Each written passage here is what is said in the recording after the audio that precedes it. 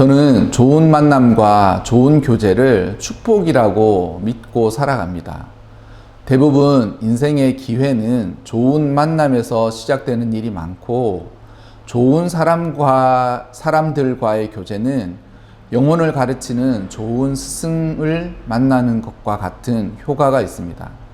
한때 저와 가까이 교제를 나누던 지인이 모임 중에 이런 말을 한 적이 있습니다.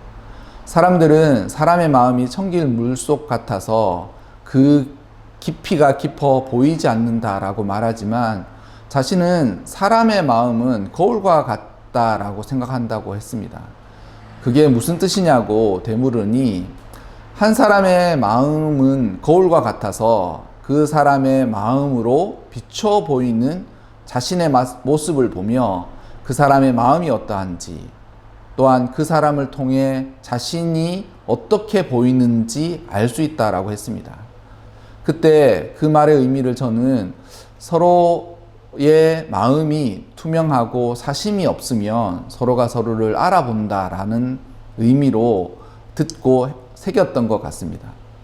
그 말대로 우리가 함께 교제를 나누고 관계를 이어가는데 마음에 그와 같은 성질이 그대로 반영되는 일이 많다라고 생각합니다. 서로가 서로를 알아보는 마음의 성질이 가깝게 만들고 친밀하게 만들고 교제의 깊이를 더해가는 것은 세상에서나 믿음 안에서나 같다라고 생각합니다.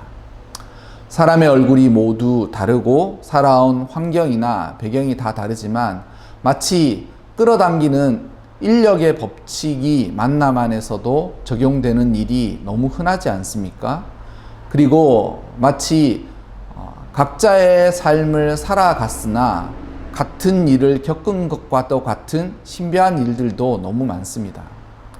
얼마 전에 가까이 지내는 목사님들과 자라온 이야기, 믿음을 시작하면서 있었던 이야기들을 나누면서 놀랍고도 신비한 몇몇 가지 공통점이 있었는데, 서로 지역적으로 많이 떨어져 있었었고, 심지어는 다른 시대를 살았지만 평행 이론처럼 자신들이 서로 경험하고 삶을 살아가면서 생각했던 것이 다른 사람의 입으로 그 이야기를 들으니 너무 놀랍다라고 했습니다.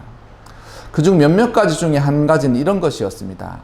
자신이 지금 여기 있기 전까지 자신이 연소하고 어렸을 때 하나님의 사랑을 전해준 멘토와도 같은 사람들이 있었고, 그런 분들에게 인격적인 사랑과 헌신, 희생과 존경의 경험을 했다라는 것입니다.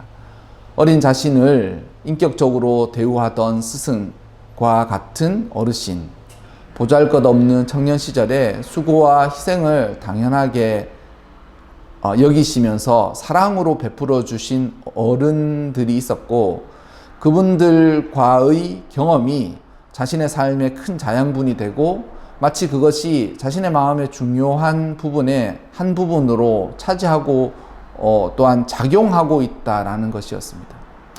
또 한 가지는 자신의 어린 시절에 자신의 의지와는 상관없이 삶이 고달프고 어렵게 지낸 시절의 경험과 기억들이 예수님을 알고 하나님을 믿게 된 이후에 어려웠던 자신의 삶을 재해석하게 되었다라는 것입니다. 이 말은 하나님을 믿고 나서 고달팠던 인생을 좋게 해석하게 되었다라는 그런 정도가 아니라, 마치 시간을 초월하시는 하나님이 과거에 자신에게 찾아오셔서 과거의 미래인 지금 자신과 함께 하셨던 하나님을 경험하게 되었다라는 것입니다.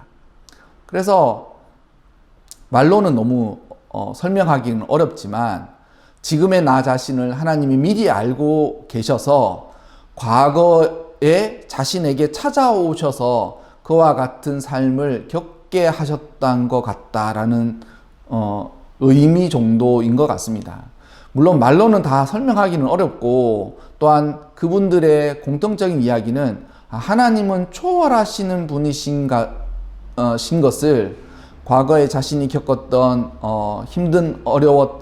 어렵고 힘들었던 삶, 그리고 그 어렵고 힘든 삶이 지금 자신이 생각하면서 느끼게 되는 그러한 의미들로 이야기할 수 있을 것 같습니다.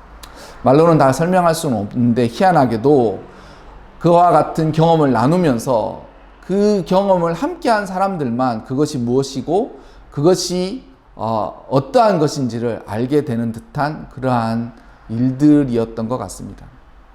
여러분들께서도 축복과 같은 좋은 만남, 좋은 교제 안에서 마음의 거울로 서로 교제를 이어가는 사람들을 생각해 보시면서 여러분 스스로의 자신의 영혼들도 그와 같은 교제 가운데 꼭 비추어 보시기를 바랍니다.